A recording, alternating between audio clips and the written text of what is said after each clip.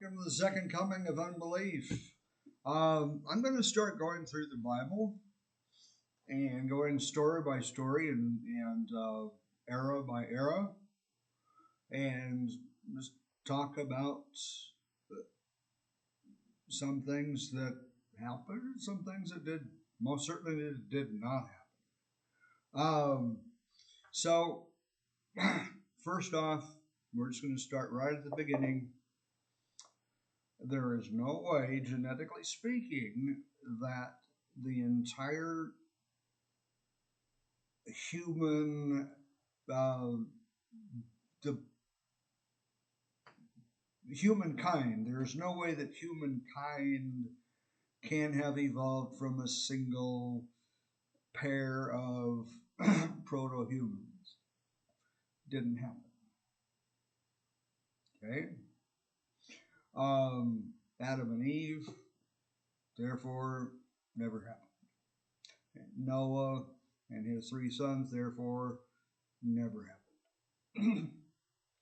um, but going back, so, people didn't come from there, but back to Adam and Eve, why would an all knowing God create a world with a trap,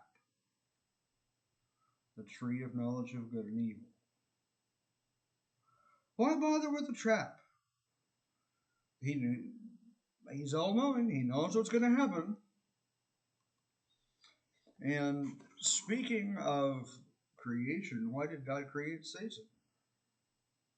As well, if you watch Dan McClellan, Satan is not the Satan that we understand, or that I should not say we. The Satan that Christians understand to exist is nowhere found in the Hebrew Bible or the New Testament.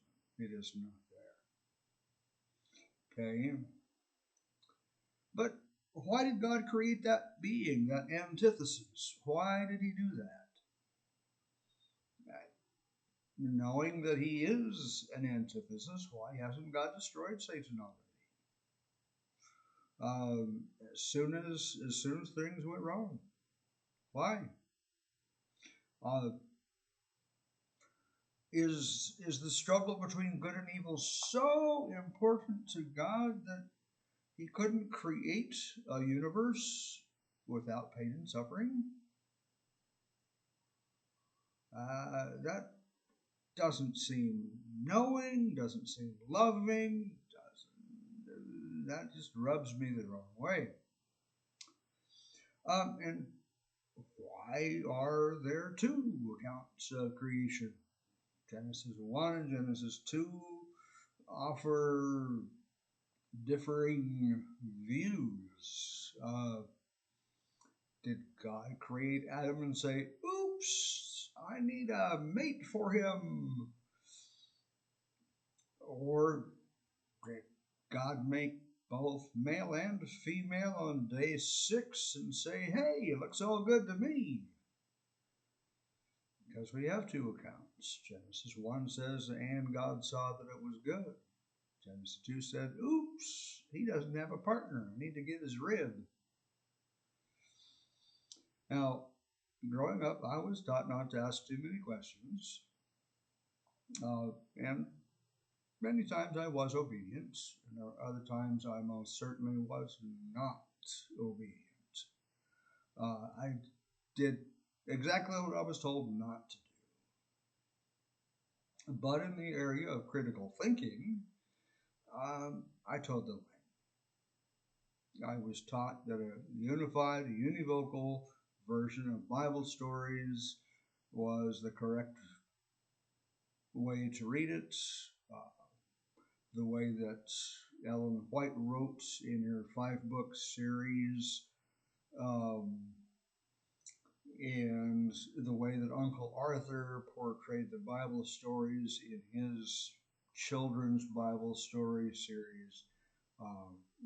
They both told the same version. I never noticed all those details. They were there. And yeah, I read them, but they kind of got brushed under the carpet. but I see them now. Um, and I don't have an answer other than somebody cut and pasted. But moving on to the flood. Um, it never happened. There was no worldwide flood. It did not happen. Um, I was watching a YouTube video several weeks ago. The ice bores on some lakes in Japan um, go back more than 6,000 years, and there is no evidence of a global flood. Furthermore, the writers of the Hebrew Bible and the writers of the New Testament both envisioned that the earth was flat. They didn't dream of the Western Hemisphere, or that Africa was as big as it is, or that Asia extended as far as it does. They didn't know about Australia, Antarctica. They didn't know that the world was round. Um, it was the stories that are told from their perspective in however many hundred of years BCE that is, um, they can't be trusted for scientific accuracy. They didn't know. Now we know. Um, so the story of God setting a trap, back to Eden, the story of God setting a trap that he knew would make mankind fall into sin, and then regretting his hitherto perfect creation. Again, it seems off. If God knows everything, why would he make something and say, oops, my bad, I don't like this as much as I thought I would. Look, someone else has said, I'm going to say the stories in the Hebrew Bible are pretty much an etiology of why the people we call Jews today, why they exist, why they are different from anybody else that lived in the area that we call Palestine, Canaan, Israel, Syria today, Lebanon. Um, none of the stories happen. To the best of our knowledge, none of the stories happen. So that's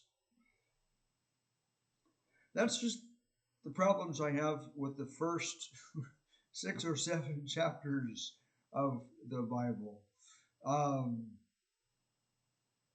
Why did God set the trap? And then why did God say, oops, my bad? Either he knows what's going to happen or he doesn't.